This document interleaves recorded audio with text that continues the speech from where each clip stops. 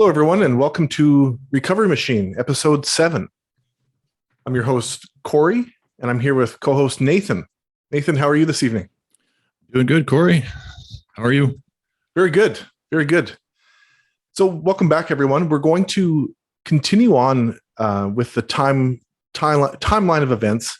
We want to take you through the next step after disclosure and all of the time to sit and wait, and bring you to the independent medical exam, which is the next stage of things that is a huge determining factor for the next steps of the process. And it's one that has a lot of uncertainty around it, leaves people feeling a lot of stress and anxiety. And we want to dispel some of the myths and give people a sense of what to be prepared for. And if you're not in the situation where you need to go through an independent medical exam, it might be enlightening and give you a better idea of some aspects of what really goes on. Hey, Nathan? Yeah, absolutely. A lot of people won't know that this actually occurs because it's kind of a underground current that nobody ever talks about. And unless you're in the situation, you're probably not even going to know that it exists or that it goes on. And yet there's some aspects of it that are questionable as far as human rights is concerned. There's been several cases that have made the news in BC regarding everything from there's been religious problems, there's been conflict of interest cases, all sorts of interesting things that have happened as a result of these assessments. So we will take a look, and we're going to take you through basically the framework of how independent medical evaluation is set up. And then we're going to talk a little bit about a case. It's a lady that I had as a client a few years ago in Obsidian. And she went through this process, and unfortunately, there's a lot of room for problems. And this lady was unfortunate in that she ran into just about every problem that was possible to run into. So we will take a look at that and what to watch out for, and hopefully give you some information so that you're prepared mentally and you've got an idea of what it looks like. What did we figure it was? 2 to 3 hours long, Corey? Yeah, it's a long appointment. Mm-hmm. And be prepared if you're paying out of pocket. It's around $1,000 to $1,500 for this exam. So I guess what we can do, Corey, is we'll go through what happens during the exam, just point by point. I'll start, and we can just go back and forth. We're just going to give you a detailed list of things that are going to be covered while you're there. So it's important to remember that they're really going to look deep. They're going to uncover, they're going to look under every stone. They're going to poke and pry. They want as much information as possible to make a diagnosis with. The employer or the college or whoever is requested the exam is interested in your fitness to return to work. They want to know how severe, or if there is a substance abuse disorder. They want to know how many disorders are going on. They want as much information as they can so that they can decide whether or not you're able to return to work, and if so, when, and also what kind of treatment and what length of treatment will be required in the opinion of the addiction specialist. So the first thing they'll look at is your surgical history, any accidents you've been in, any mental health interventions, social history. So that means they're going to look at past marriages, anytime you've been married, divorced, any major life event, your children. They'll look at what you do for fun, your leisure activities, as much your relationship history as you can remember. That means like right back to your first girlfriend or boyfriend. Family history is big, of course. They're going to want to know if anybody in your family had similar substance abuse issues, your alcohol use history, and your drug use history.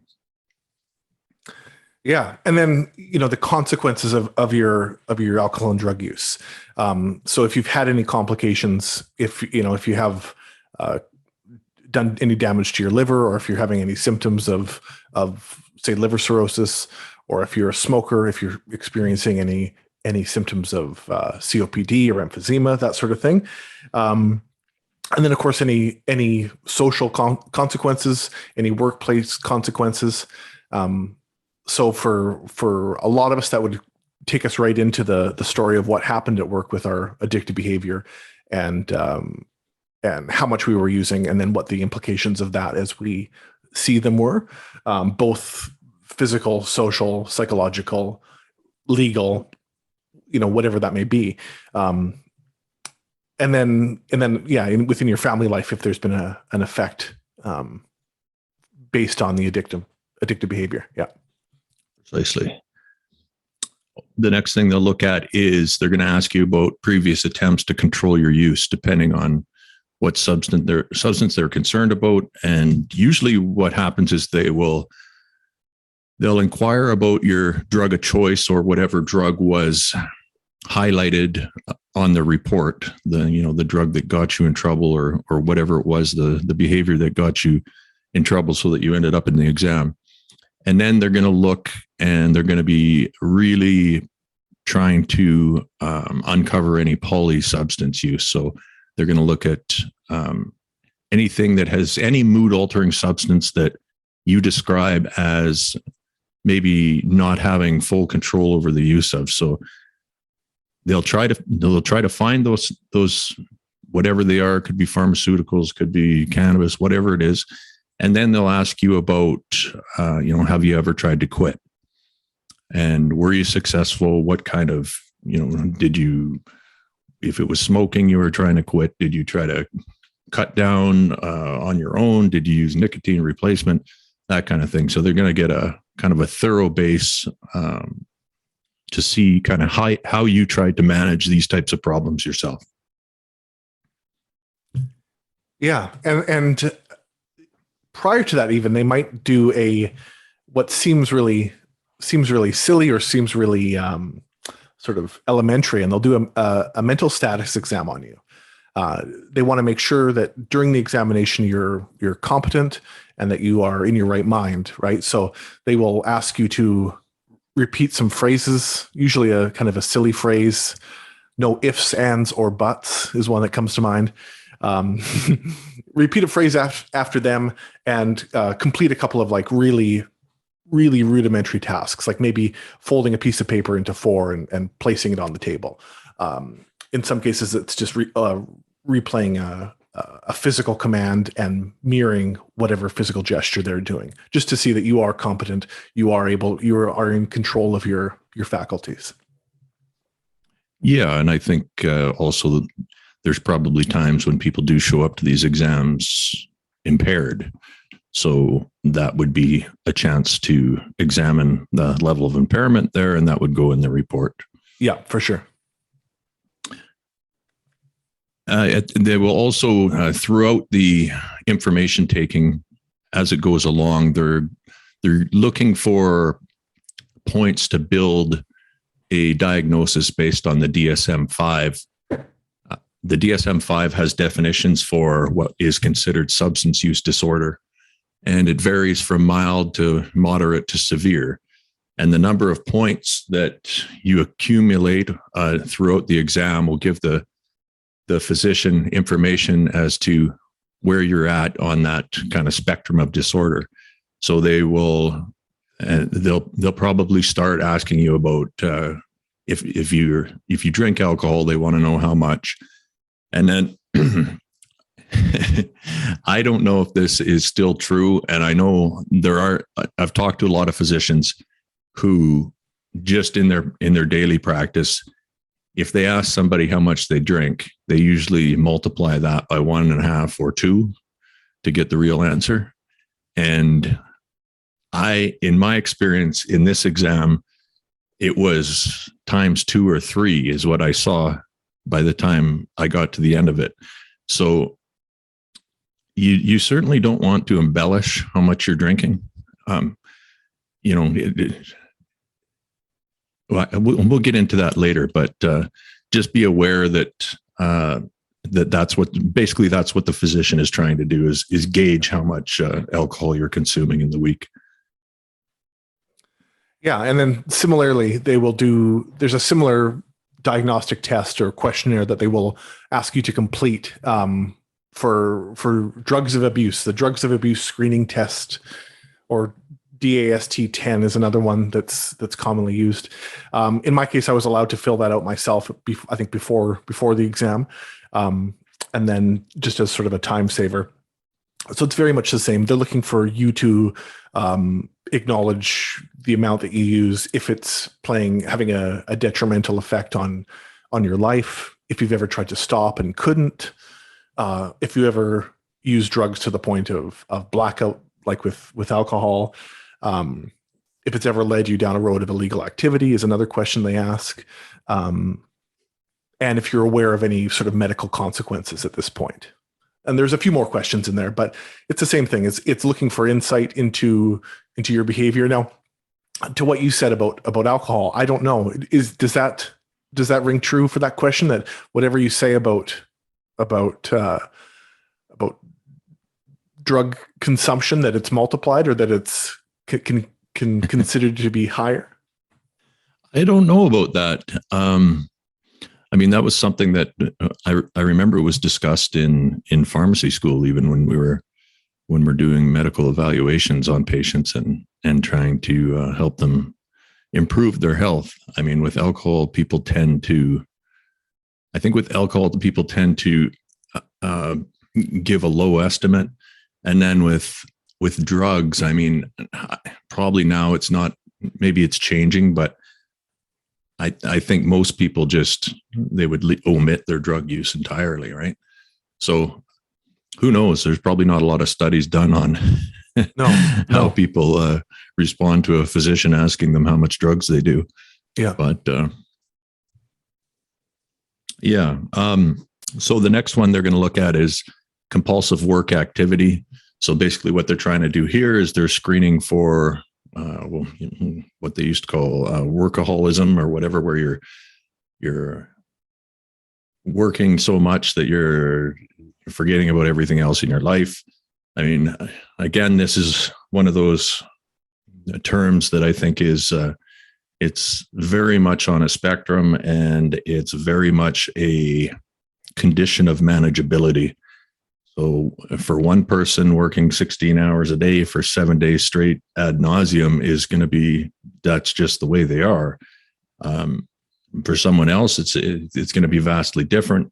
And how you manage your priorities throughout that is a very individual, person to person kind of choice. So I'm not even sure. I mean, what do you think, Corey? What would they ask? Maybe the hours that you work, if your spouse has ever asked you to stop working so much, that kind of thing. Yeah. How many shifts a week you extend your shift or pick up overtime would be another one. Yeah. If you go into work despite feeling tired and feeling worn out or burnt out, might be another one that they would ask. I mean, again, in today's day and age, I think most of us would answer that we push it beyond where we feel good or healthy, right? Yeah. Is any healthcare professional going to work and saying, this is the perfect amount of stress? No, exactly. Oh, man. Yeah. So another one that they would look at is adrenaline producing activities. You know, are you going out every weekend and skydiving? Do you ever drive your car recklessly or race and get speeding tickets? Are you you could put anything into that, like any kind of extreme sports, or if you're a mountain climber, or another question that you and I have encountered on independent medical exams is video games.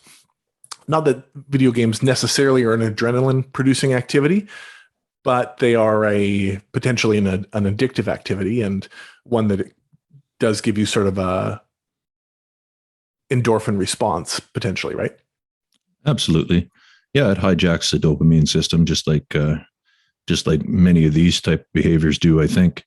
Yeah. It is interesting, I never used to think about that much as far as, well, who cares if somebody wants to, if everyone gets to choose their own level of risk that they're assuming. That's my kind of belief. I mean, if you're an adult, you should be able to make that kind of decision. But it wasn't until, I don't know, maybe over the last 10 years, I've seen enough examples of people who, for whatever reason, for example, I have a friend who's an airline pilot, and they're called, like, we're referred to as safety sensitive in healthcare. They're referred to as safety critical, which means they're not allowed to, if there's any drugs in their system at any time, it's a big deal. So airline pilots are typically, it's not worth their, the risk for them to be involved with drugs and alcohol. So lots of them are, they'll drink alcohol, but for the most part, no drugs whatsoever. And I found a correlation between many of these types of individuals where they were restricted that way and the amount of risk-taking behaviors that they assumed. Interesting. And I thought, so there is something there. It must be a drive towards, I think there's an innate drive towards wanting to kind of get out of our current reality. So any kind of shift in perception is desirable after a point. You just get in this, kind of a repetitive, mundane, day-to-day activity type life, and you want to break out of it somehow. And if you can't do drugs, then I guess skydiving or free climbing or whatever it is, where you're getting that, obviously, you're going to get a pretty good response physiologically every time you jump out of an airplane, I would imagine.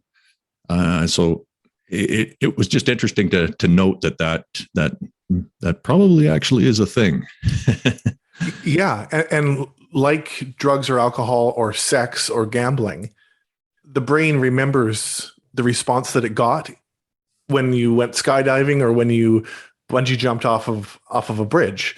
And if you're under a whole lot of stress, it sort of seeks that out again, don't you think? Yeah, absolutely. Moving on, we've got what they're going to do here is a general mental health screen, which is really important. I mean, that's something that, and this is an excellent opportunity for a physician to look into things that have played into the development possibly of a substance use disorder, or adjunct conditions or comorbid conditions that have developed alongside a substance use disorder, which also happens frequently. So they'll look at your current levels of depression, anxiety, if you've ever suffered from an eating disorder, obsessive compulsive disorder. They're going to look at past traumatic events to see if you've got post-traumatic stress. They'll look at bipolar, and they'll look at psychosis. And that can be, they'll do a screen for how you're feeling right now, and then they'll do a kind of a historical write-up on how you do, just kind of classically how you were as a kid, what it was like being a teenager as far as those parameters are concerned, and then moving on to adulthood.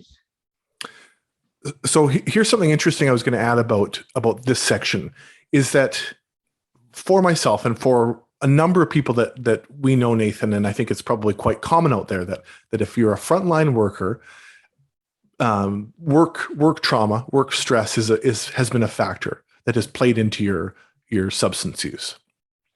You will not, though, be able to get a diagnosis of post-traumatic stress disorder or an adjustment disorder from that addictions physician.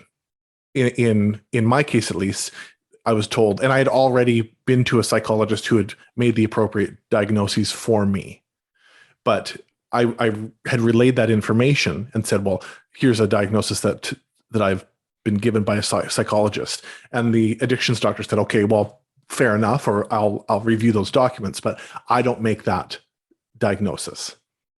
So just to clear up that,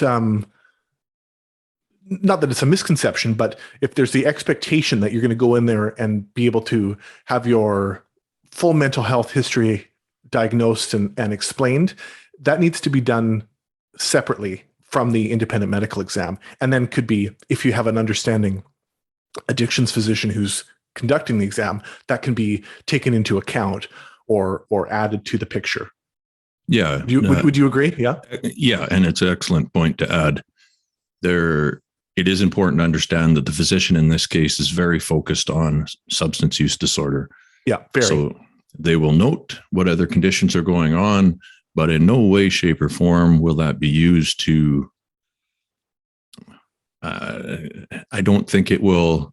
It might not change their end result as far as what their treatment is concerned, unless, I suppose, if it was something where they felt that your condition was severe enough and it hadn't been diagnosed, they might refer you to another physician, but they're certainly not going to try to tackle that themselves. So to their defense, they're not psychologists, right? No, right. So the next part will be a physical, like a full head to toe physical examination. The part that was interesting for me was that I've had 2 independent medical examinations, and the first one was entirely over Zoom. And so the physical examination was hands free, and it was, within a very limited ability to conduct a physical when you're just looking at someone through a screen. The second time I had a independent medical exam, I was in the office and had a full physical, just like you would experience it at your GP's office, right? So they're asking you to palpate yourself or turn your head and cough, and how does that work? It's very, very limited. And I mean, again, a year ago, those were just sort of the restrictions that we were under for anyone seeing a doctor. So there was no palpation, there was no auscultation, there was no percussion. I see. Purely visual. Okay. So they literally have to take your word for it. They do. You're in reasonable condition. They do, yeah. Interesting. They will, of course, look at your lab work, that being your general lab work, as well as any diagnostics regarding drug use or alcohol use, if those are available yet. Yeah, I mean, in my case, I was asked to have lab work completed before my IME was done, so it was right there in front of them. Yeah, and this is a good thing to do at this point, like we discussed in the previous episode.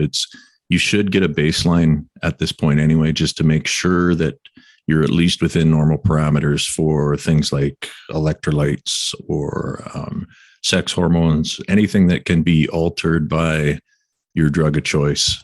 And you're better off to look at that early so that you've got more time to, especially these days, it takes a lot longer to get through our medical system to the point where you're actually diagnosed with the paperwork so that you can get some kind of a treatment to bring those numbers back into the normal parameters. So definitely use this opportunity to get as detailed of lab results as possible. Yeah. Yeah. And again, so the next piece is any other collateral information that could be helpful in that time. And that may include, if you have a history of say head injuries, it may include some CT scan reports that you'd had done previously. That may be helpful. Or CT scans of anything for that matter. But I think of head injuries because there is a correlation that they know and look for with addiction and concussion. And that could be also just any other exams from specialists that you've seen, or psychologist reports, things like that. And it may be that these things aren't necessarily asked for because no one knows about them. But if it triggers you to say, hey, I want this doctor to know the results of this scan, or know what this other specialist that I saw, a neurologist, say, what the neurologist saw a year ago on my scan. It may be helpful to advocate for yourself and bring those things in, right? Absolutely. Yeah, you never know what can be picked up at that point. Yeah. So throughout the exam, they're going to give you the information as to what diagnostic criteria are being used as far as your final diagnosis is concerned. So in this sample one we've got here, it's the Diagnostics and Statistics Manual number 5 for substance use disorder, as we previously discussed there. I think at the end we'll quickly go over what constitutes mild, moderate, and severe, just so you can make of this what you will. Sure. But these are not, they're very much subjective and open to a lot of interpretation. But the physician does make a point of clarifying which system they're using. And then from there, they'll go on to include the diagnosis and a subsequent summary of recommendations. Yeah. Yeah, that's right. And we will get into the DSM stuff because that will be enlightening to the listeners. But I was going to say it was enlightening to me and maybe a little bit surprising once you sort of see what your diagnosis is that is put in front of you on the report, and then it's up to you to weigh out your thoughts on that, like you said. But it's worth discussing. Yeah. I don't think there's ever going to be a case where it's not up for debate as to, whether diagnosis point number 5 was a yes or no. I mean, and you're right. It's ultimately, it's just a tool, right? So it's a guideline, and they're going to use that along with all this other information that they've garnered and make a call from there. Yeah. So one of the things I think people should be aware of as well with these physicians who do this type of work, if you're heading into one of these exams, do ask about conflicts of interest. In this particular IME, the physician made a point of openly declaring that he does in fact have 2 conflicts of interest. This actual physician has since been forced to resign from positions he held because of those conflicts of interest.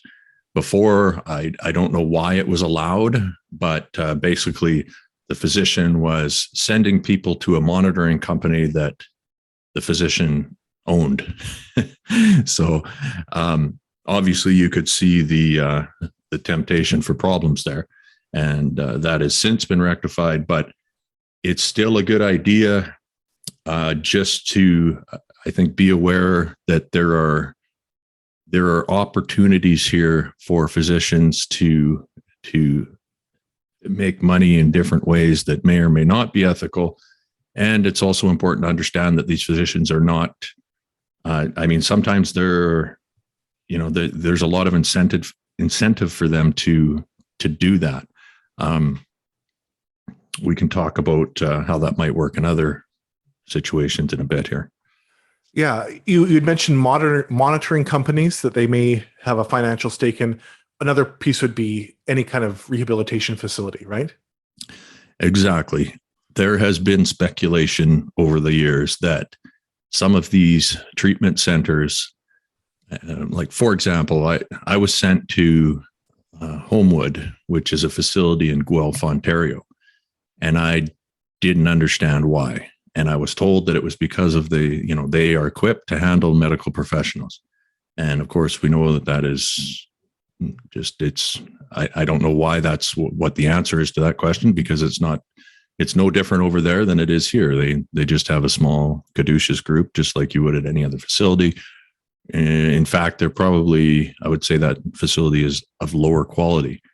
However, there is a suspicious looking disparity in that if you are an out of province patient and you are sent to an Ontario facility, such as that one in Guelph, instead of their regular intake fee that the government is going to pay, so say BC would pay $15,000 to put you in a 35-day treatment plan here in your home province. If you get sent over to like where I was sent, that number goes up to somewhere near 40,000, because for some reason they the Ontario charges BC more money to do that. So the speculation is the reason some of these physicians are sending, or the reason they were incentivized to send healthcare professionals all the way to the other side of the country, is because there was some financial, how should we put it, rebate process where, if you send X amount of patients to this facility, because there's such a disparity between those fee structures, that's a lot of money to play with one way or the other, right? And obviously the facility, to them, it doesn't matter. It's still another patient. It takes up another bed. They eat the same amount of food. Nothing has changed, but the price tag is much bigger. So I don't know why, why on earth they would do something like that. It's almost it's like they're opening the door for corruption there. And I don't have any physical proof or evidence that any of this has ever went on. It's just, I've seen a lot of suspicious things, and it doesn't take a big, it's not a giant leap to think that something could at least potentially go wrong there. Yeah. So I think, and not that we as the patient on the other side of that can do anything about it when we are sitting face to face with the physician having the IME conducted, but it's good to have informed consent and to know what you're sitting in on. And I remember this was so early on in the process for me, but the physician said to me without me asking that she wanted me to know that she had no financial stakes in any company, addiction or monitoring or rehabilitation related, nothing. And I nodded and said, okay, great. Not knowing that there was so much more going on to this story. But if I had it all to do over again, knowing this, that would be a question that I would ask. If it wasn't told to me, I would ask for clarification. I would want to know that in any circumstance, I think. And I think a lot of people would too, right? Absolutely. Especially if you're in a situation that is more litigious. If you know that your job is on the line and it's going to be a duty to accommodate situation, or maybe you're even facing disciplinary action that could result in termination, then all these factors are going to be looked at down the road by a judge. So you will want to make sure that it's another opportunity to kind of, this is a great point to make right here in the conversation, is that if you get into a situation where you're doing this IME and for whatever reason, you don't feel like the doctor is being forthright, or you feel like you're not being treated fairly, or there's just, for whatever reason, sometimes doctors and patients just don't get along, and that's the way it is.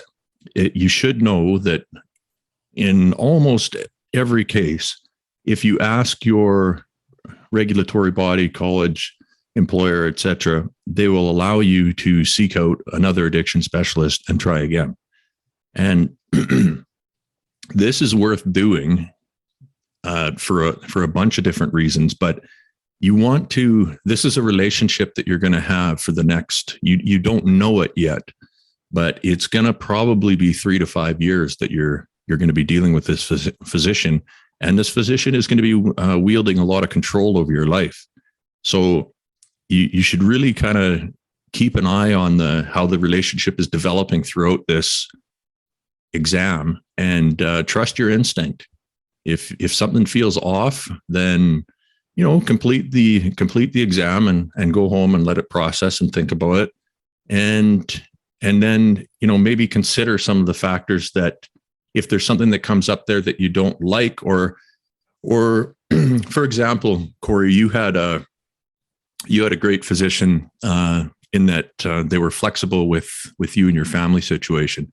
Can you give us an example of how your physician allowed you to kind of work that out, whereas I've seen where other physicians just say it's not possible?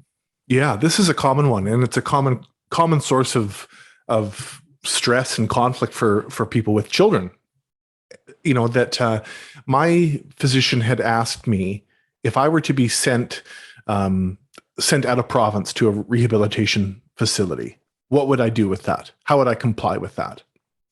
And I had already, that was a question I had asked myself for weeks leading up to the exam, was that if I have to go out of province, I'm not willing to leave my son.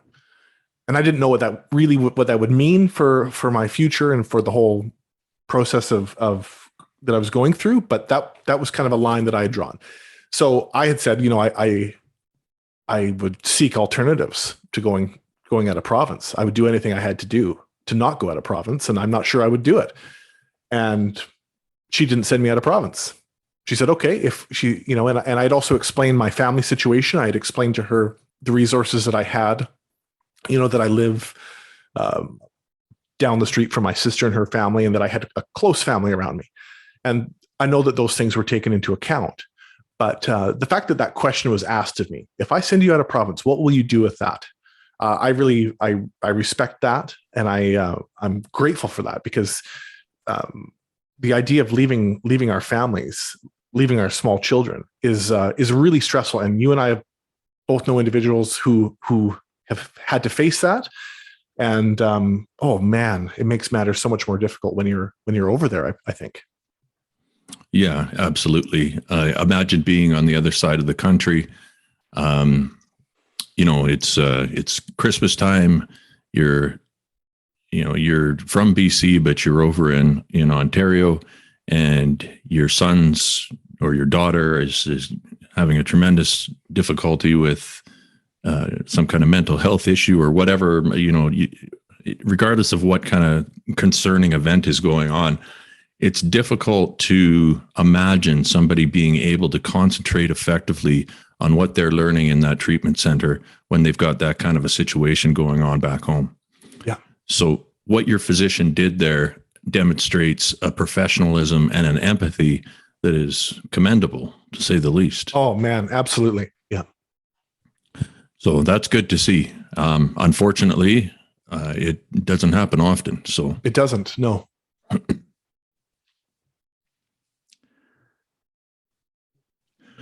So the DSM, Nathan, that's our next point is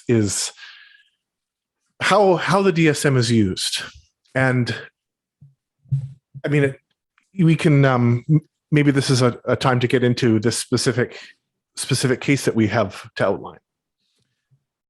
Yeah. Actually, that's using this as an example is this case is an excellent one for looking at how the DSM-5 diagnosis criteria can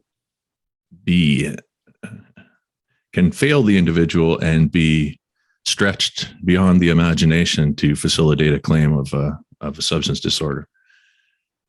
So for this lady that we're using as an example here, she was a nurse. She has since retired from the profession due to basically this process left her in a position where she had to let go of her license. But at the time, she had been accused of administrating higher than normal doses of hydromorphone in IM or intramuscular injectable form when the majority of the patients that they had at the facility they were taking care of were to be given oral hydromorphone. She didn't agree with that because she thought some patients had some problems taking pills, and for whatever the truth of the matter is, it sounds like there was some kind of conflict between this individual and their manager. So what happened is the manager decided to report her for diverting narcotics. There was a little bit of detail given in the report as to what went on. None of it damning evidence, but enough so that when it was sent to the physician looked at it and took the accusation seriously, and then went on to perform the necessary questionnaires and documentation. So there was so she had the one issue was the hydromorph at work. That was the one that brought her there. And then she had been she had used cannabis for 20 plus years. We're talking like a puff or two at night before bed to help her sleep. It also helped with, she had a arthritic condition and fibromyalgia. Cannabis helped alleviate pain associated with that. And other than that, she drank alcohol at what I think most people would consider to be a general, like a usual social amount for her age bracket or whatever. So we'll leave that part of it there, and maybe we'll just go through. We'll talk about what the diagnostic criteria are. This is what the physician is looking at to use to basically they're looking to get a number. So however many of these traits are checked off, that's going to give a diagnosis of mild, moderate, or severe. And then from there, they'll treat accordingly. That's right. So the first one they look at is, and keep in mind, the physician in this case is going to be looking at three. They're going to be looking at cannabis use, alcohol use, and there's suspicion of hydromorph. I should mention also that this patient took Tylenol number 3, 2 a day for, when the physician looked at the Pharmanet record, it went back a few months, and the patient had been taking those Tylenol exactly as 2 a day is what was prescribed, and that's how she was taking. So they knew that there was some codeine involved there, but they were looking, they wanted to know more about the hydromorph situation. So keep in mind that those three are what they're looking at. Yeah. And then, so the first one would be the substance is often taken in larger amounts over a longer period than was intended. So in her case, what do you think about that one? Well, I mean, again, looking across the substances, in the presence of a chronic medical condition, that becomes pretty difficult to say. You know, if you, for example, if you were to have chronic back pain or a back injury, that could be longer than expected. The trajectory of your recovery could mean that you were taking Tylenol 3s or that you went on to take Tylenol 1s or whatever it was for longer than expected. The term expected is in my opinion, kind of a gray term, no? You're absolutely right. I agree with you totally. How are you supposed to know? I mean, she had at least 2 chronic conditions that, I mean, we don't know, and nobody knows how long it's going to take. Maybe it's a condition for life. I mean, lots of people develop forms of arthritis that are just, they live with it, right? So that's right. I mean, I don't think, you know, maybe if the patient in question had talked about not being able to control alcohol, then I would think, okay, well, maybe there might have been an issue there, but it doesn't seem like that was the main thing. It kind of seems like the main problem was the hydromorph. And in the interview, she was steadfast in her claim that she didn't take hydromorph. So, so that's the first question. Yeah. So I can go with number 2 here. It's the persistent desire or unsuccessful effort to cut down or control your substance use. The persistent desire. What do you make of that, Nathan? Well, I don't think so. There was no persistent desire or intent whatsoever to cut down on the cannabis. I believe that was being used at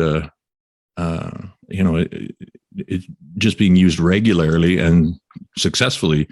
The patient had stated that she'd tried a pharmaceutical route by taking Zopiclone, and while the Zopiclone worked, she preferred not taking a pharmaceutical medication if she could use cannabis instead. To me, that's her right as an adult. She can, she's free to do that in under normal circumstances. So I don't think there was any desire to cut back the use, because the use it served a purpose and it was working well. Yeah, the thing that comes to mind for me with that is like, if there's a persistent desire to cut down and you can't, then that's problematic. But is it also then problematic if there is a lack of desire? Could a lack of desire be perceived as a lack of insight into the problem that you have? Could it be interpreted that way by the person on the other end of the examination? That would be a concern, right? So you see somebody over there and they're just a madman, and there's more. I want more. I don't care. My life's falling apart. And they don't appear to show any, there's no remorse. They have no desire to turn back. They're just fully engaged. I guess that would, how likely or not likely it is that they show up for their IME, I guess, would be the question then. Maybe so. And maybe it's just it's the specific language that I recognize, that it's an interesting use of language in some of these points. That you'll notice a theme that it's sometimes it's language that is more subjective than you would necessarily think that it would be. Oh, for sure. Yeah. This isn't a scientific document. How you normally expect when you're talking about medical diagnoses. It should be, is it that or is it this? Move on to the next thing. That's usually how if you look at any flow diagram in a training manual for doctors based on a condition, it's usually, is the patient experiencing this? Yes. Okay. Then here's your options from there. What about, and it just goes down the line. Yeah. This is more like this reads like it's litigious in nature, right? Sure. Yeah. Take us to the next one here. A great deal of time is spent in activities necessary to obtain the substance, use the substance, or recover from its effects. So how would our sample patient work here? So, I mean, if it's alcohol we're talking about, and with the accessibility of alcohol in our society, there's not a great deal of time there. Although it very much depends on the nature of one's behavior. If we're looking at something like, I'll just bring myself into it, that opiate use for me at work became an all-consuming thing. So there was a lot of my day that was spent thinking about it, or thinking about the next time I would use it, or how I would go about getting it. There's a lot of planning that goes into it for a lot of people. But if we're talking about prescription use, where you have a valid prescription, or we're using substances that are over the counter or that are legal, then it's that question sort of doesn't necessarily carry a lot of weight. No, it would be completely irrelevant if you're talking about, like, for instance, her codeine use. And this is not always the case. As a pharmacist, I can tell you, any type of pain med, any type of benzodiazepine stimulant, you frequently see people go through those faster than what the prescription is written for. Sure. It's more the rule than the exception. So to me, when I see that she's, I think the physician went back a year and looked at the Tylenol 3 usage over a year, and it was just almost perfect. That this is somebody who, if they were going to have a problem in that arena, they would have shown some kind of deviance from the plan, in my opinion. Sure. And your point about the alcohol, yeah, I mean, in our society, it doesn't take a lot of planning, or it doesn't take a lot of time to get a hold of alcohol. It's more the people who are, like we've got, both of us know many individuals who got into trouble with drinking away from work, to the point where they could no longer recover enough to go to work. Sure. Or when they were still going to work, but they were a fraction of what they could be as far as their skill set's concerned. Yeah. So, I mean, that and that is something that is in many cases a socially acceptable thing, or like how many, for any of our listeners, how many times has someone come into work and said, "Oh, I'm hungover today. Oh, I went out last night and I'm feeling it." Yeah. And that it's a very profession dependent one too. It is. What I've noticed, I haven't had many RCMP members come through Obsidian, but I have had a few. And in the RCMP, there is a real, I could tell you that it would be a difficult thing to be in the RCMP and not drink alcohol. Their culture is very much about that beer after work. So depending on, there's a few that are like that, and nurses are up there with that one too. You see it pretty frequently where it's absolutely, everybody's, when you get to the end of your rotation, everybody's talking about where they're going to have a drink, and this is fine. This is normal in most respects, but again, you're gonna have the odd person who is not able to manage that cultural push, right? Yeah. And we also know folks that have gone into work, said, "Oh, I'm hungover today." And that phrase in itself has pulled them into the machine, so to speak, right? Yep, absolutely. Yeah, it doesn't take much. It doesn't, no. So number 4 is a pretty straightforward one. There's a craving or strong desire or urge to use the substance. So do you crave it or not? Yeah, I mean, that's a poignant question. Of course, that's a big deal. I mean, when there's times where I still crave OxyContin, I think that craving will be there for the rest of my life. Talk to people who've quit smoking and ask them if they can put a cigarette in front of them. They might have a craving for that cigarette. It's a good indicator of how much of a pull that drug's got on you. Yeah. And I mean, in our sample case here, I don't think she's, well, you could say, I don't know about a craving, but this particular person was adamant that she wanted to use cannabis to help her sleep. So a physician could interpret that as, oh, look at this person is, because of the stigma around using cannabis for any, we're trying to get past it, but it's still, there's a lot of kind of old fashioned thinking there, especially in the healthcare world. Yeah, absolutely. Yeah. And I mean, when I was involved in this early on, and one thing I suggested as an option was to have the patient switch to a pharmaceutical grade cannabis product like Sesamet or Nabilone or, something like that, to kind of split the difference as I won't smoke it anymore, but can you please give me the same product or something similar so I can get the benefits? And the answer to that is no, because you're still under this set of rules that is considered a mood altering substance. To which I counter with, why are we allowed to use antidepressants? Well, those are okay types of mood altering substance. Okay. So we can still smoke, we can still drink, or we can still smoke, we can still drink coffee, and we can have antidepressants. Those are considered okay, But it's an interesting. I understand that they're drawing a line, but a lot of times the line is there's not a lot of rationality behind where it's being drawn. So yeah, my entire morning coffee routine is unconscious and magnetic. It's a straight line from bed to the kettle to start making coffee. Yeah. I don't even have to think about it. So it's, again, just an interesting point of discussion on these diagnostics, right? Yeah, absolutely. So number 5, recurrent substance use resulting in failure to fulfill major role obligations at work, school, or home. So this is a question of manageability. Yeah. And it's a good question.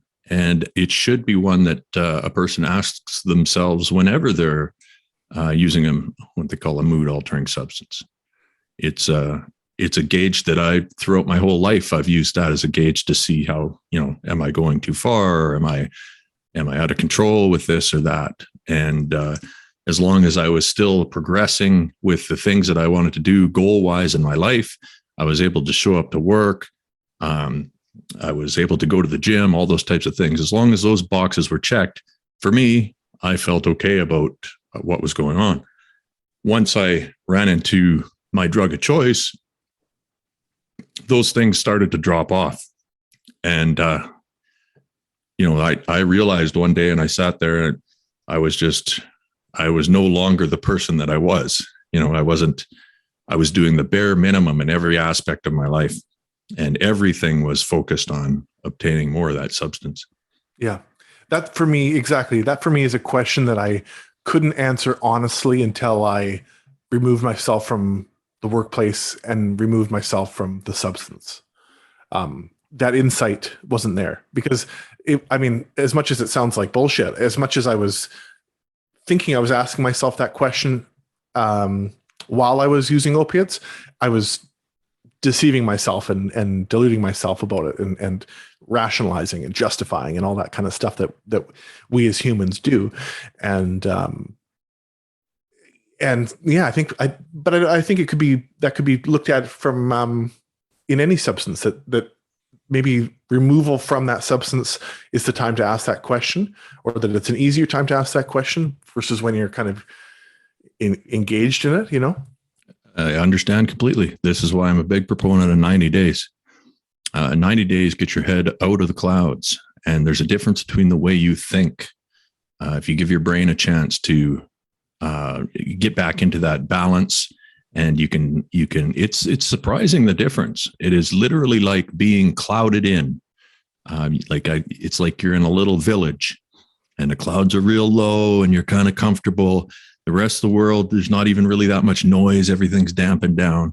And then somewhere from outside, somebody's asking you a question. And you're like, shut up.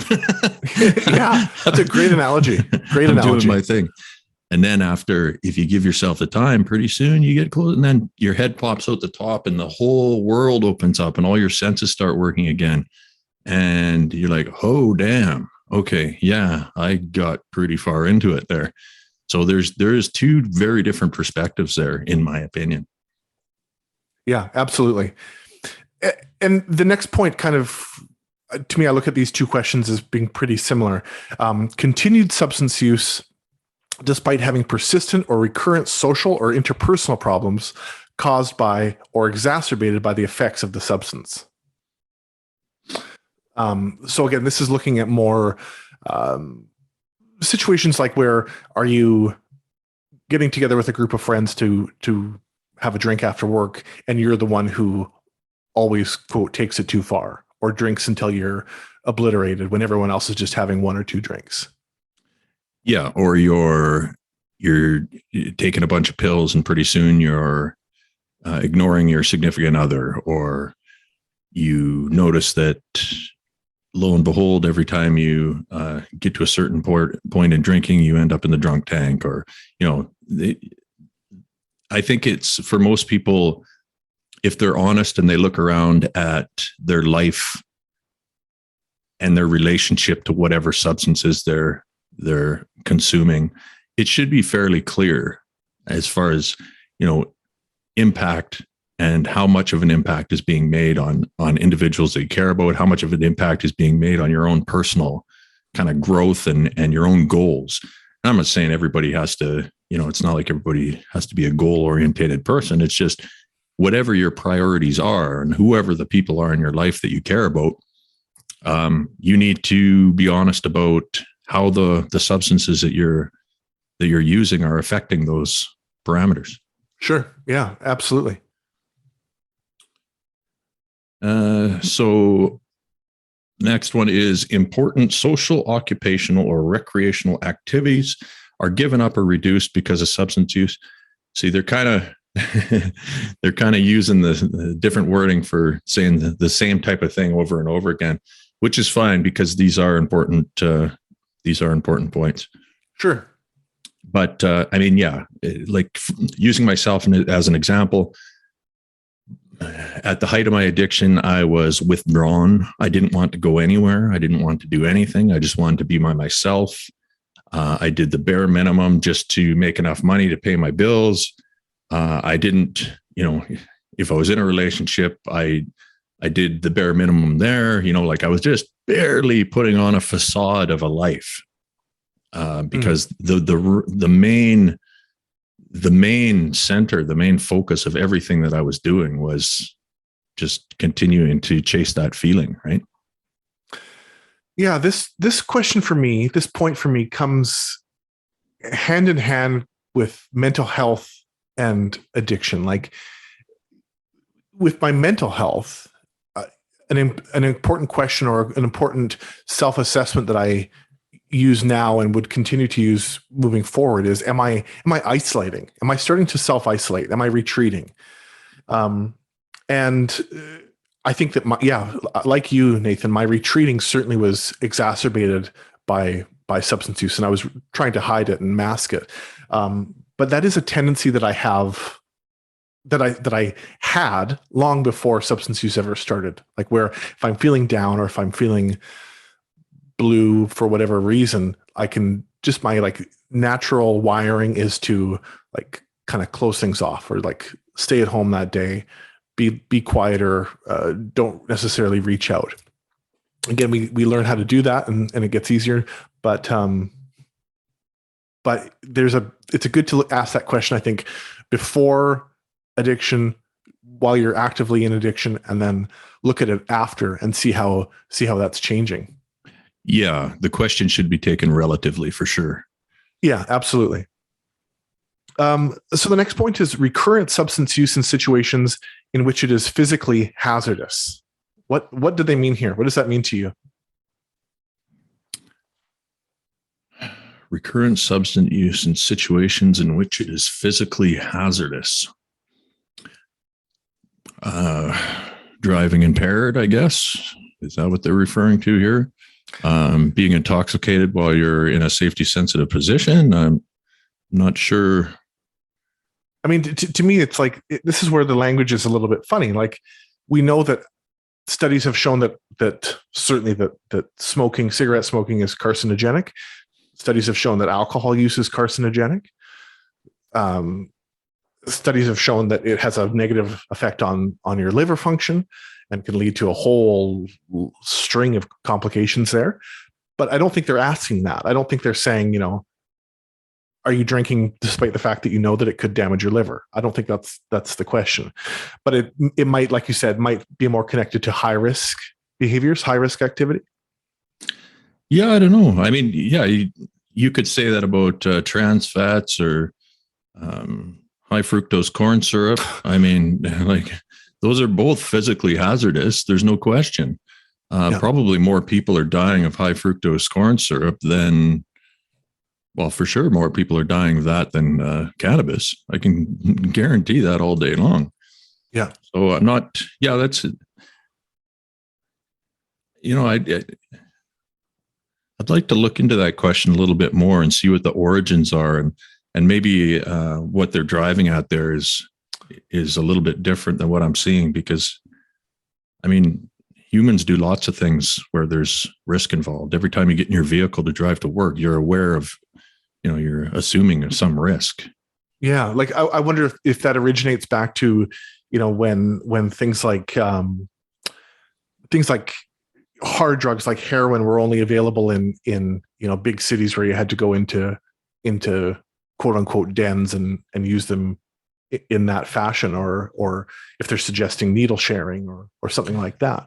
Yeah, I mean, indirectly, sure. Yeah, they could say that. I mean, anytime I suppose you could say, well, these days being an IV drug user is dangerous just based on the fact that you don't know what the hell you're getting unless you're lucky enough to have a pharmaceutical supply.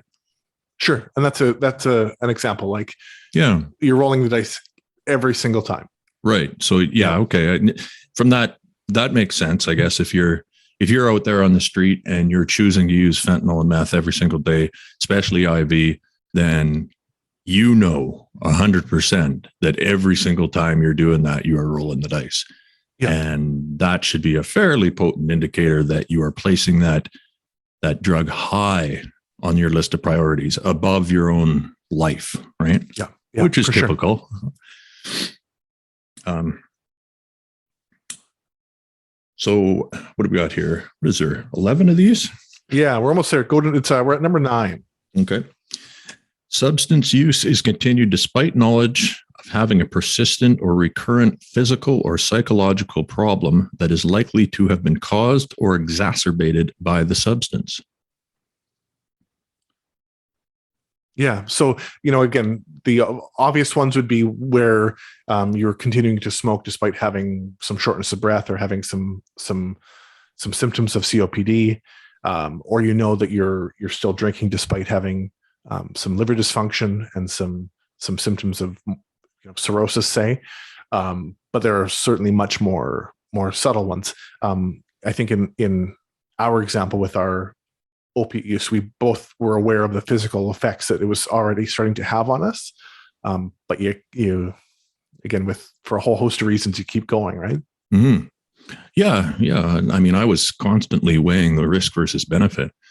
And I was down to a very short window of benefit, but it was still keeping me around for a long time. Like, it's surprising how far you'll chase that until finally I looked and I'm like, man, this is madness. Like, the options are escalate much further or stop. And I mean, yeah, it really does leave you with no alternative after a while. As far as our sample patient is concerned, yeah, I don't think so. The cannabis, there would be no question that is not the situation. And I don't think that you could make the case that for her alcohol would fall, that she would get a check mark here. If the physician is assuming that the allegations are true, that she was diverting narcotics, hydromorphone, specifically for her own use, then the physician could, I suppose they could check that box off. Yep. Okay. So this next one is interesting. Tolerance, meaning tolerance to the substance in question, or whatever substance you want to apply it to in any case. Tolerance as defined by either of the following: a need for markedly increased amounts of the substance to achieve intoxication or the desired effects, or a markedly diminished effect with continued use of the same amount of the substance. So either you're requiring, five times your daily dose, or where you once took 2 pills, you now have to take 4 pills, or where you once had 2 drinks at night, you're now having 3 or 4 drinks at night. Or if you were taking 1 or 2 drinks at night, does it have any effect on you? Or does that, in my case, does that 2 milligrams of hydromorphone, does that do anything to you anymore? Yeah. So probably both of us could attest to the fact that you develop tolerance to opiates it's fairly linear, but it's not always steady like that, depending on a whole bunch of different factors, including metabolism, your diet, what you ate that day, how much sleep you have, what other, maybe you've got a whole bunch of coffee in your system that's altering the amount of blood that's being pumped around. There's all sorts of different factors. But generally, for me, I suppose I think because genetically I'm set up in such a way that I get such a kick from that drug specifically, it made it so that I could keep a steady dose while I was working. And I did find a kind of a spot that was where I got a lot of benefit and not enough problems to make it overwhelming. So I was able to do that, which is probably not always the case. And it certainly on the weekends and when I wasn't at work, my dose was usually escalating. So, I mean, I certainly had tolerance going on there. That question is an important one, like so many of these other ones, to make a part of a self-assessment too, I think, right? Like to ideally we would all take notice of, for anyone who does drink alcohol, am I requiring more than I used to require to feel that little bit of a buzz or whatever it may be, right? And you were talking about factors that change that, and the question doesn't weigh in factors. The question takes no consideration over if you've had a stressful day, or if you've gotten into a fight with someone, or if the boss is piling on more shit on you at work. It's purely under sort of a state of equilibrium. Does X amount create this effect or not? But it's almost impossible to parse between when those factors are present or not, because especially with misuse, if you're using it at a time other than in like a light social setting, there are factors that will affect how much you use and the effect that it has. Yeah, almost always. I guess if you look at it for individuals who are using whatever the substance is chronically, then maybe it's a little easier to gauge your response and tolerance. Yeah.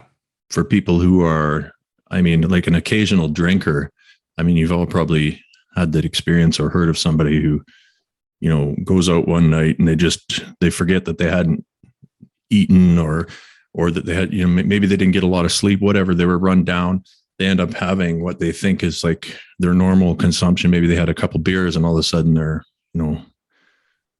way drunker than they normally are. This happens frequently in people who are moderate drinkers. So yeah, I don't, is it possible even to, is it possible to use a substance recurringly without having some form of tolerance? I don't think so. No, I don't think so either. So, so what is the question here? Have you used any substance or any mind-altering drug more than once? Is that the question? Yeah, the best example that came to mind when you were talking just now was when you hear folks talk about, intravenous heroin users or opiate users on the downtown east side of Vancouver. They're all very, very aware when the dose is different, or when the stuff out on the street, the batch that they're getting is different, and if it is fentanyl, or if it's, you heard this more earlier on in the fentanyl crisis, that suddenly it was very, very different, and where they were using half a point of heroin, it's like, whoa, this is not the same. This is not what my body tolerance normally would tell me, right? Yeah. So for sure, in that circumstance, there's going to be like people who are daily IV drug users definitely have a very good handle on, they're very aware of what their tolerance is. This is a big problem with the whole opioid crisis that could be solved simply by providing a quality source of narcotics, which is a much cheaper and easier fix than anything they're doing right now. Yeah. Why on earth? Hydromorph is dirt cheap, man. You want to solve the problem? You want to solve the fentanyl crisis?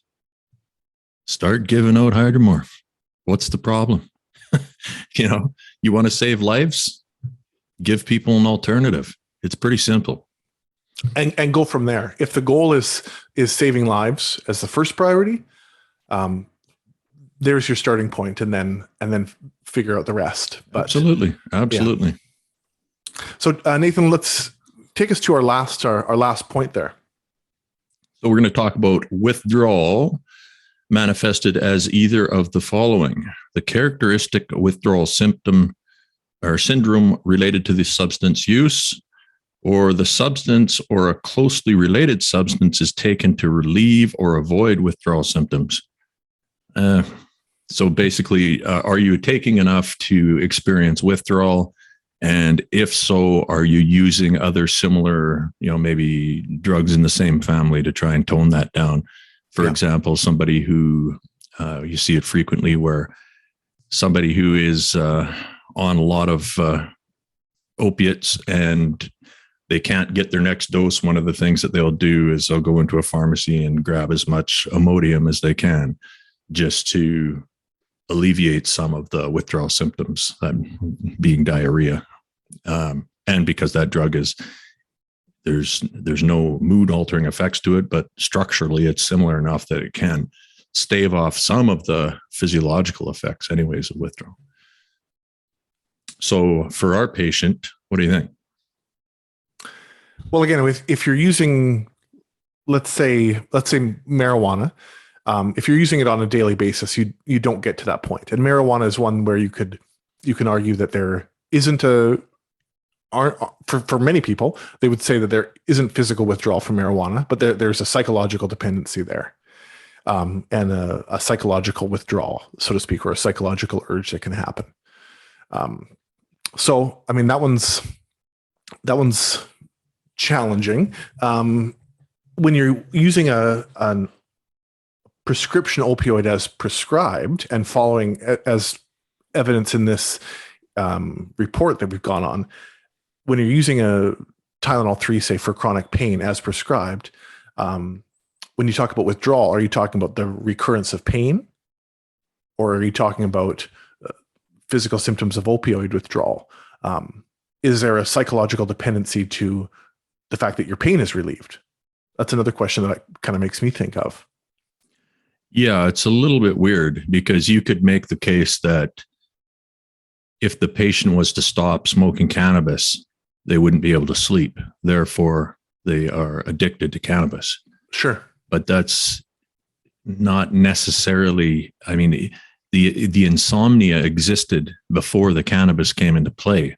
So you can't, in my opinion, you can't blame the recurrence of the insomnia on the absence of cannabis, even though it's likely to exacerbate it if you've been using it for a while. Sure. You'll probably have some rebound.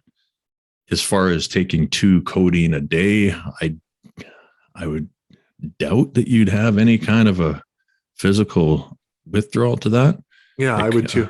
I could be wrong. Maybe if you're really, really sensitive, but it's just such a low amount of codeine.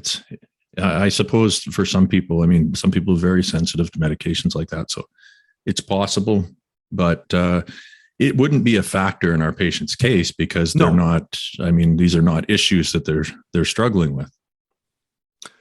So the question, so those are the 11 points, first of all, right? Those are the diagnostic criteria that were looked at. What was the effect that this had on our individual story, and how did that criteria, what was the role that it played for her? Well, the role that it played is it destroyed her life, basically. For this situation, just to quickly give you an idea, so for mild, they consider a mild substance use disorder to be the presence of 2 to 3 of those points. Moderate is 4 to 5, and severe is the presence of 6 or more of those points. So this physician goes on to decide to just find the actual diagnosis here.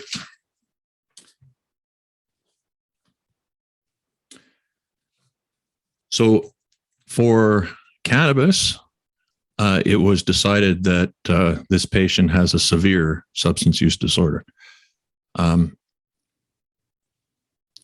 To me, that was mind-boggling. I couldn't make those questions work for 6 or more for her situation.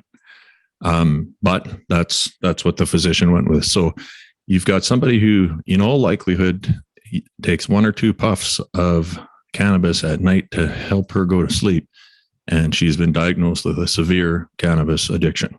Okay? Yeah. So we move on to alcohol. According to this physician, this patient has a severe alcohol disorder.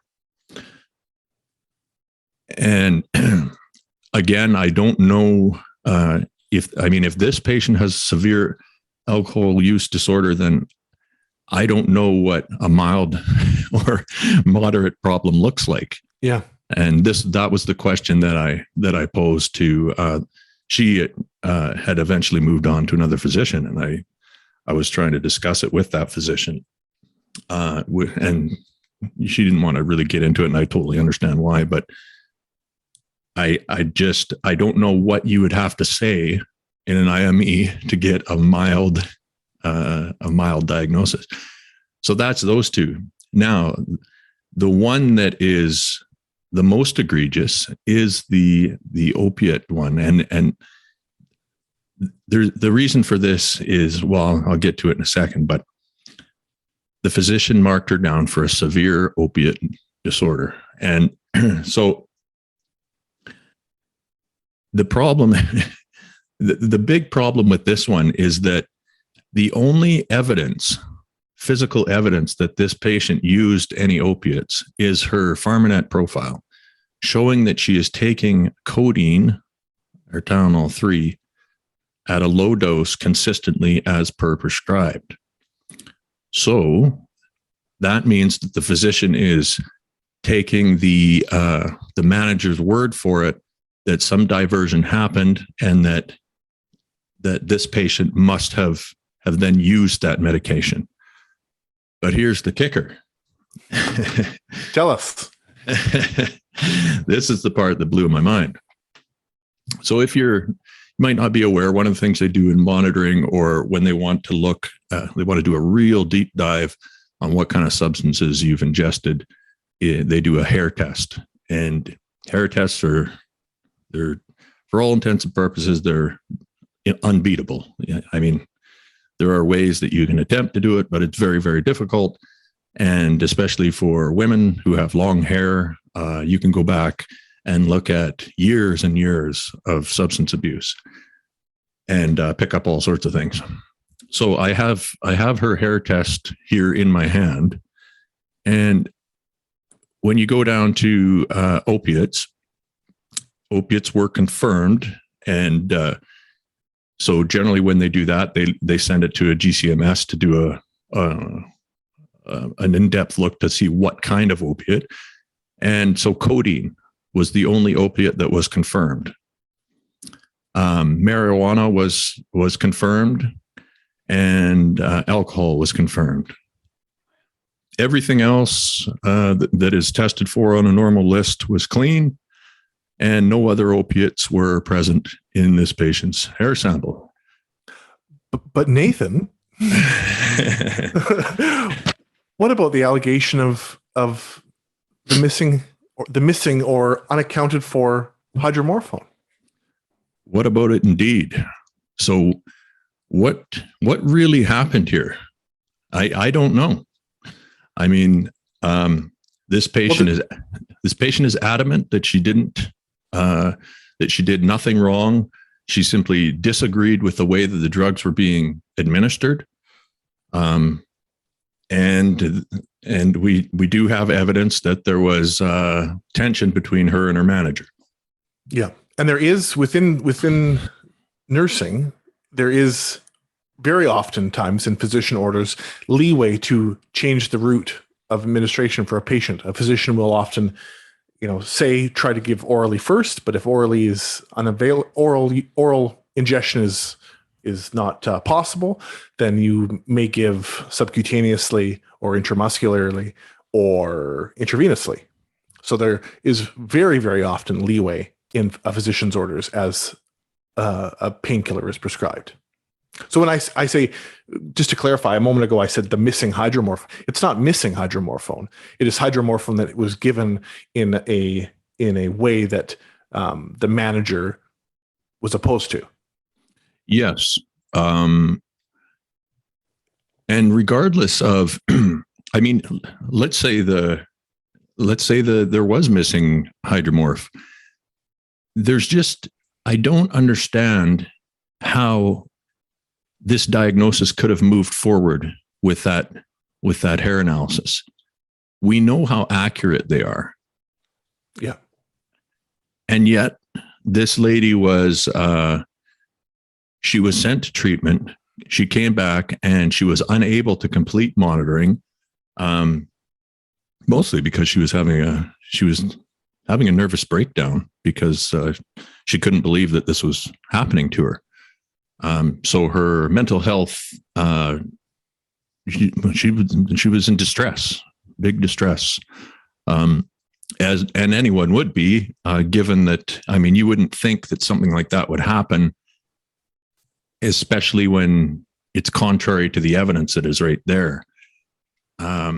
So unfortunately for this individual, she was not able to afford a lawyer, and she didn't pursue her case through the Human Rights Tribunal. So she's still, she lives not too far from me. She's doing well. She's retired, and that's it. I mean, she's come to terms with the situation, but this is a capable person who is a fine nurse, and they are no longer available for service because of a diagnosis that I don't understand. Yeah, and any kind of medical exam, especially a medical exam like this, where there's such a legal weight to it and such a impact on one's future and one's career. The fact that a medical diagnosis was made around an allegation without evidence it's pretty shocking. It is shocking. This is one of the worst ones I've ever seen. In that respect, as far as the diagnosis is concerned, it's as if this diagnosis was made up out of thin air. The physician might as well have had a rubber stamp there that just said severe and just bang, bang, bang. I mean, would it have mattered what she said in that IME? I don't know. Based on what we've read, no. Right. Yeah. So, I guess the reason we wanted to present that case is because, and this is not always the way it goes. There's lots of good physicians out there. And that being said, there is room for a lot of improvement in this process. And I hope that one day things will get better, and it won't be such a one-size-fits-all approach trying to get people healthy and back to work. As it stands, it's pretty brutal, to be honest with you. So we wanted to go over this so that if you find yourself in this position, you are at least armed with some knowledge of how the process is going to go. And you should understand that what you say while you're in there is going to be a part of your medical file forever. The other thing that a lot of people don't notice because they're nervous, lots of people are not in a good state of mind at this point anyway. They're probably in some state of withdrawal, advanced, some kind of withdrawal, or not. It's not a good time in your life. You probably got multiple stress factors going on. But you should know that these IMEs generally have a clause in there that you sign off on that makes it so that the information can be distributed differently than how the normal patient-doctor confidentiality act would indicate. So, in other words, this document that you're providing is not confidential. It will go to your employer. It will go to your college. And most of them have a clause in there that is some kind of legalese, which basically means they can do whatever the hell they want with it. And that's it. So I would at least clarify, the best thing you can do is be aware of who's involved in your case. So know who's involved at work, know who's involved at the college by name, know these individuals, keep a list. And when you go to do an IME, it would be best if you could clarify who amongst all these individuals exactly is going to have access to this information so that you can look out for breaches of confidentiality. Yeah. We just had a member in Obsidian get solicited for a study from some bizarre organization who had gotten a hold of her email address and knew that she was in the monitoring program. Like that. I mean, so obviously some of this information is slipping out, right? We see it time and time again. This can be very distressful for people who are, I mean, it's going to be bad enough the way the way it's set up when you get back to work. Lots of times you don't have an option for it, maintaining your status as an anonymous, person with a substance abuse problem. Generally, some part of your staff or management staff is going to know what's going on. So that's bad enough. But having it leak out randomly, that can cause a lot of problems down the line. Yeah. I was going to add just to what you said just a second ago, Nathan, that I'll just speak for nurses. One of the very, very first steps in the process before you even, months before you encounter the independent medical exam or anything, and you require the support of your union, you sign off on a document that states that whatever the plan moving forward is, that you are to comply with that, and that they will support you legally under the condition that you are compliant with this process.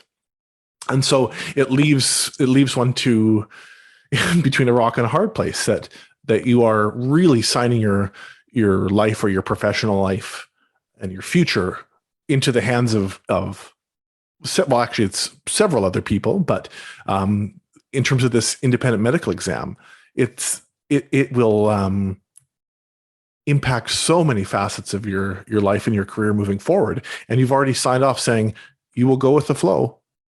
So it's something to know. Yeah, exactly. So think carefully about what you want to divulge in that exam, and think about what you want to happen moving forward. It's likely that you want help with your problem, and 99% of the people who go into these exams just want to tell their doctor everything, because we're used to having doctors help us, and we usually trust doctors. And you get in there, and it's a lengthy one-on-one process, and you might feel that you can just pour your heart out. And unfortunately, that doctor is obligated to take all of the information that you give, make sense of it, and then spit out a report at the end. So make of that what you will. If you are in this situation and you want to discuss it further, you're looking for advice, feel free to get a hold of us. It's us at recoverymachine.org. You can email us. Remember to follow us on Spotify, and if you're watching on YouTube, give us a like and a comment. That would be great. And sub too, that would be helpful. It increases our ability to get this kind of message out. So we appreciate all that kind of thing. And yeah, just feel free. I mean, if you have somebody who's in a tough spot and they're concerned, it's a scary time. You're not at your best, and you're going into we hope it's less unknown now that we've kind of went over it for you, but it's daunting. It's really daunting. And, you're a month or 2 months or maybe 3 months away from any kind of substance use or support. And you're relying purely on your new state of mental health. And maybe you've learned a couple of skills along the way early on, but between 1 and 3 months, you're still pretty new at this, and it can be a shaky time. And for me, I'm not sure that there was a more uncertain time, or a time where I felt the most vulnerable or the most uneasy. and then you hear that it's a 3-hour appointment, and there are lots of factors that can really be stressful and really take a toll on your mental health. And I just think any kind of relaxation that you can do leading up to it, and seeking the support of the people around you as you go into that exam, and then also knowing, we I think it was in the last episode you had mentioned, just that this too shall pass. That it's, if you just look at, okay, it's a 1 to 3 hour appointment that I've got to get through and go from there. It's a 1 to 3 hour appointment with a lot of consequence, but it's just another step to get through. And but it's a big one. We acknowledge that. Yeah, certainly. Do take your time, and you're under no obligation to rush while you're in there. So consider your words, consider what you say, and I would advise you to err on the side of concise answers to questions. Yeah, I guess we'll leave it at that. I don't want to elaborate too much further on that, but yeah, if you want to go in with as good of a headspace as possible. You want to be in the right mental frame. Yeah, for sure. So, well, I think that's a good kind of once over for the IME, wouldn't you think? I think it is. I hope that it's been helpful for the listeners. And again, like all of these other things, if you're going through it, we hope it's a helpful resource. And if you're not going through it, but you're interested and you care, hopefully it enlightens you a little bit. Absolutely. And a quick shout out to our mystery nurse who provided the sample case. Hope you're well, and we appreciate you allowing us to go over your IME there. It's very helpful. Yep. Thank you. And so we'll leave it there and see everybody next time for episode 8. Take care, everyone. In the meantime, www.recoverymachine.org for all things Recovery Machine. Absolutely. Like and subscribe. Thank you, guys. Yep. See you soon, everybody.